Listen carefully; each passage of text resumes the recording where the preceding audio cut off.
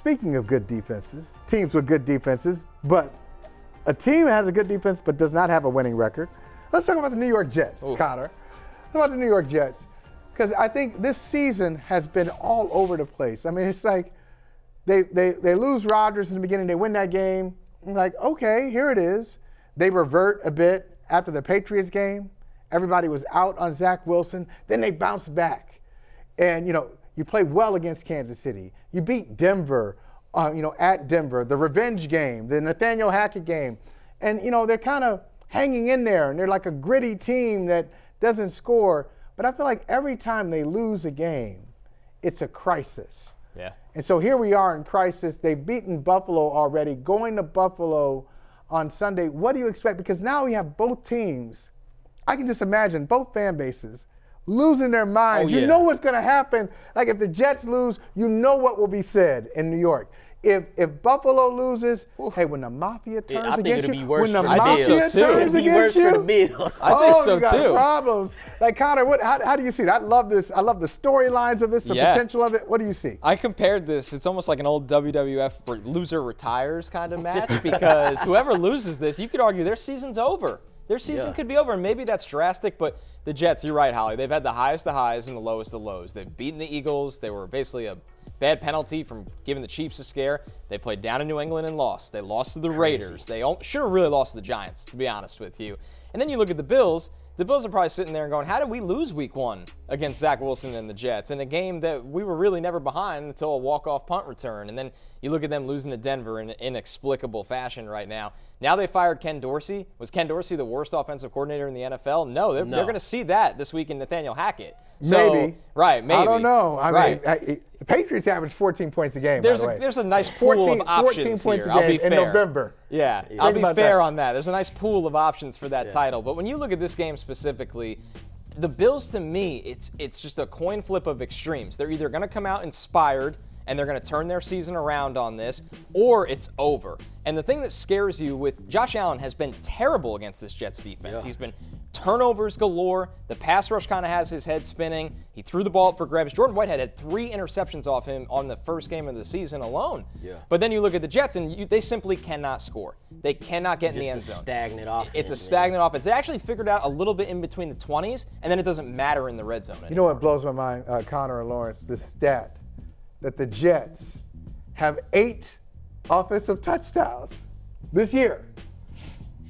That's crazy. They've got 8 touchdowns for the season. You know who had more than that? Week 11. Okay, so look, I take it back.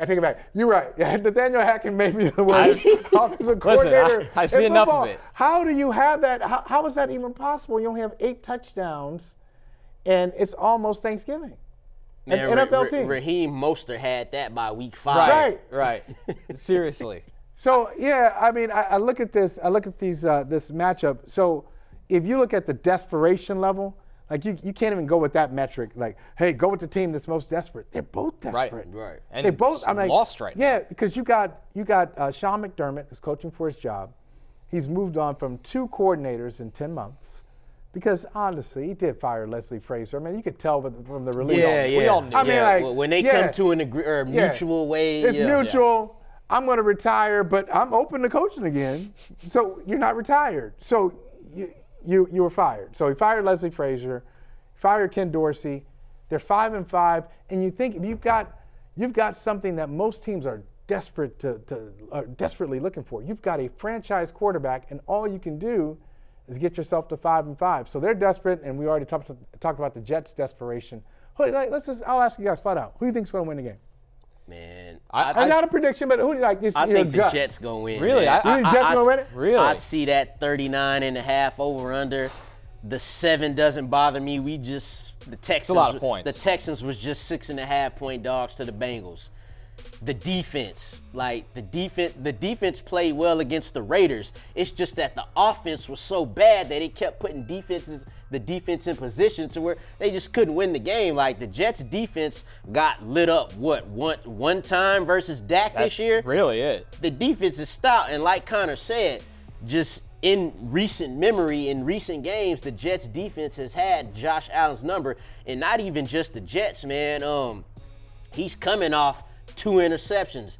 I know the one all of his apologists are talking about is the one that went through Gabe Davis's hand. That's the only one they're gonna mention, right? But there's another one where that DB, he baited him, he threw it. He also threw one on the first drive. The guy just stepped out of bounds. So it ain't just the Jets. Like, the Bills got to get it together. And I don't know if the Jets defense is one that you do it against. The Bills being at home, that don't matter to me either. Doesn't mean anything anymore. Because it's cold in every part of the state of New York. They lost to Denver at home. Like, that's and it's almost as if they don't respond in that environment, and that's their home environment. They don't have an advantage. We saw that in the playoff game. It was snowing. Cincinnati came in there like, oh, fine, there we'll run you the go. ball. Right. You got Trayvon and they looked Diggs confused saying, by it. You got Diggs saying his brother need to get off the team. Like, you really supposed to let your receiver handle that with your quarterback. Yes. I don't know if I was feeling that, but that's added, drama to the situation, man. So you seem surprised, Connor, when Lawrence said he thinks the Jets are going to win the game. You seem surprised. Just because of what we said with this Jets offense right now. Like, Holly, you said 8 touchdowns on the year, but the last 3 weeks have been worse than that. They don't score any touchdowns. Maybe I need to take that back. They don't score any touchdowns. How many touchdowns? You think they're going to win? Well, they gonna have to get one on defense. Yeah, of course. No, they really do. They have to Isn't get at the least one on craziest thing in defense. this game? They have to plan for you to go in. Like, where are we going to get a defensive touchdown? They'll have to get a big play touchdown out of either Garrett Wilson or Breece Hall. Without a and doubt. I think both of those can happen in this game. I agree, The Lawrence. Bills' defense is not the Bills' defense of 2, 3, 4 years ago. The defense is banged up. They've already lost their 2 best defenders. Yeah, Milano, that was huge. Yes, and he kills the Jets, Milano, every single time. He's a great player, And last man. year, He's when the a Jets great were player. dead in the water, Milano missed the game at MetLife, and the Jets won that game inexplicably. Like, that is it's not like a point mover, but it's a difference maker where you look at it and go, man, maybe the Jets can run the ball in this game a little bit. And I think they will. We saw Javonte Williams wear them down. Right. We saw that happen. So it's not that I think that the Jets are just going to line up and beat them play to play.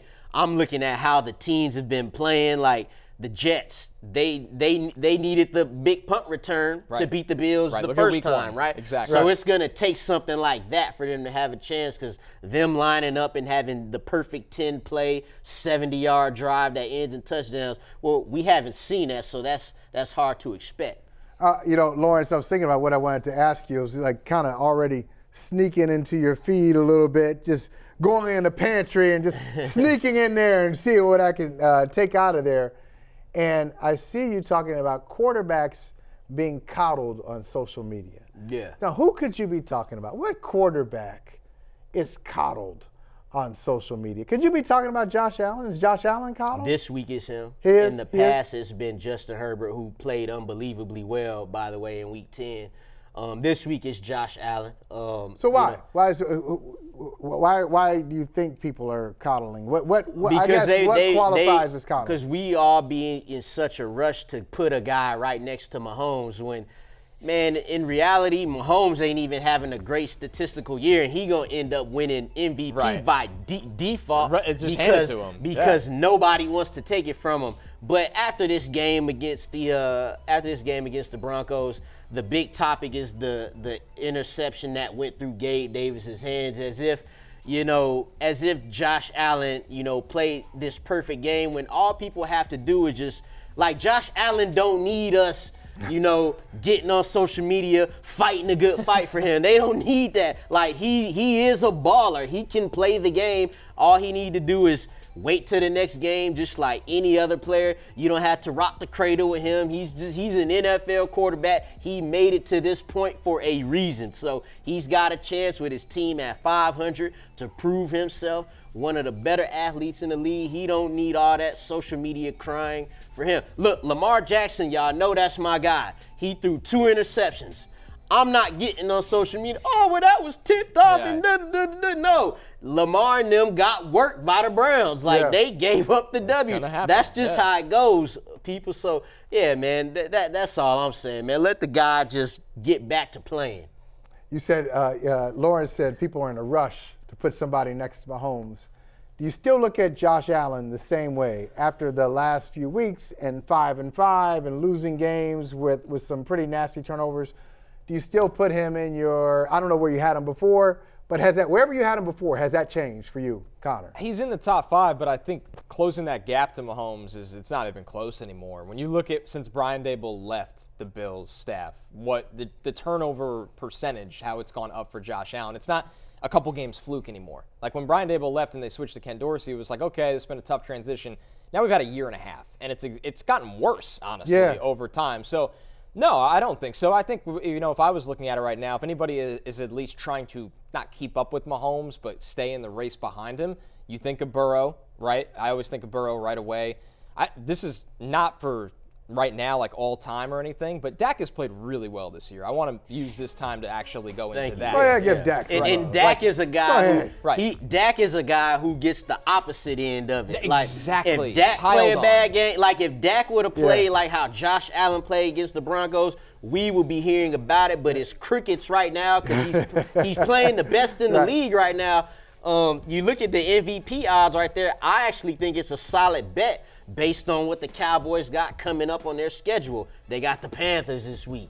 Then you got the Commanders that the Cowboys face. You see what their defense doesn't do. Then you got the Seahawks, who just got lit up by the Commanders. So Dak has a chance to string some games together before they face Philly again. Thank you, Connor, for bringing that up, because Dak was going. When they lost to Arizona, it was like, man, who's the backup? Cooper Rush. Yeah. Where's like, Cooper Rush? Come on, man. Cooper Lance, get him ready. Yeah. And you know what? Patrick Mahomes has also done. So Mahomes is taking some of the coddling away from quarterbacks too. Like, he's the best. We know that. Yeah. So Mahomes number one. No argument at all.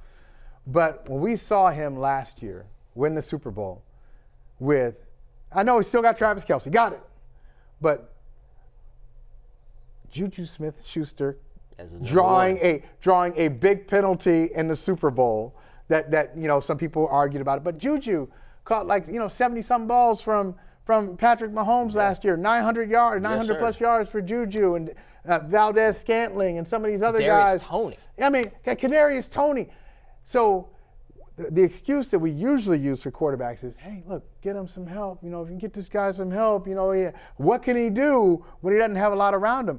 Patrick Mahomes lost Tyreek Hill, and they won the Super Bowl. And the MVP. And he took over. Not only did he lose Tyreek Hill, we saw what happened at halftime. Looked like he wasn't going to come back out for the third quarter.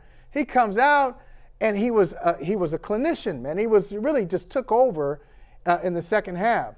So now we can't say, because I wanted to. I almost went there. Well, hey, maybe get Josh Allen, a number 2 receiver. Gabe Davis is not really a number 2. No. You've got Steph Diggs. That's enough. That is great to have that. That's enough. Now, your Diggs is Mahomes' Kelce. I mean, you got to look at it that way.